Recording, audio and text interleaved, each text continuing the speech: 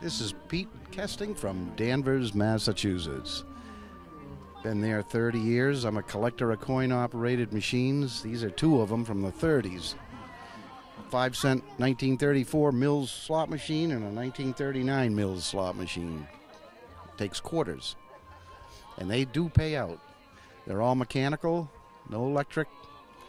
You can't change the odds on them. Those reels stop where they want to stop. And they do pay out. Although nobody's hit the jackpot yet on either one of these lately. So they're full. They're primed, they're ready to hit. So bring your nickels, bring your quarters.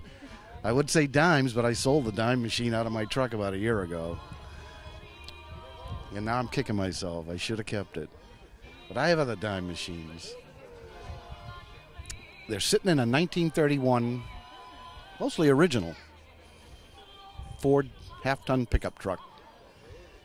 Built in Somerville, Mass. In 1931, this came off the assembly line at the Assembly Square, what is today, the Assembly Square Mall. They assembled this truck there.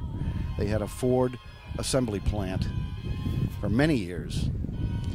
And it was bought new for $435 by a couple from New Hampshire.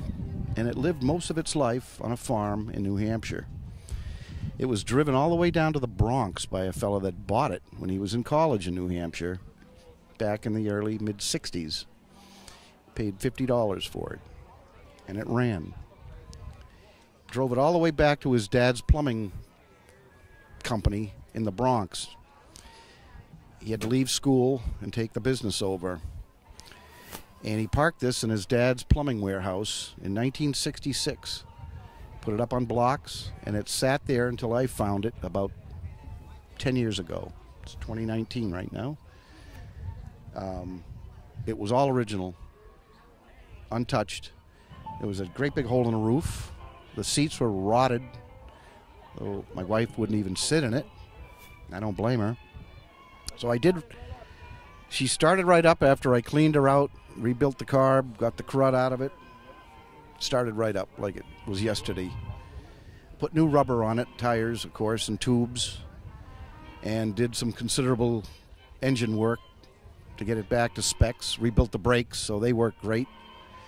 But I pretty much left the rest of it alone. Still has a 6-volt generator, bulb headlights, no power steering, no AC, there's no seat belts, there's no directional signals. Thank you.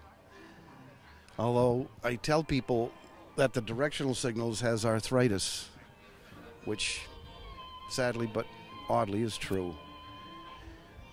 Other than that, she goes down the road. Every time I turn the key, turn her on, step on a starter pedal, pull the choke out, retard the timing lever, she starts right up. I go down to the gas station and I put about $7 or $8 of gas in, and that takes care of me all week long at least. It has the original 4-cylinder flathead motor in it. It's a 200.5 cubic inch 4-cylinder, fairly large pistons, all cast iron, and it's strictly all original.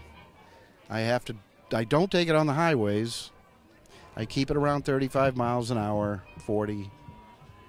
I don't want someone ramming into the back of me or what have you, but when you drive a car this old, 88 years old now this year, you don't push it. I'm going to keep it original, and I want it to keep running. And but you're the type that would want to go on the back roads.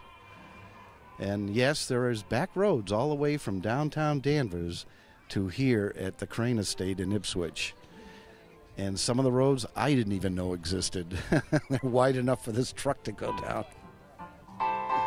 Oh, here comes the loud music. Well, signing off for now. Stay tuned for more spectacular doings.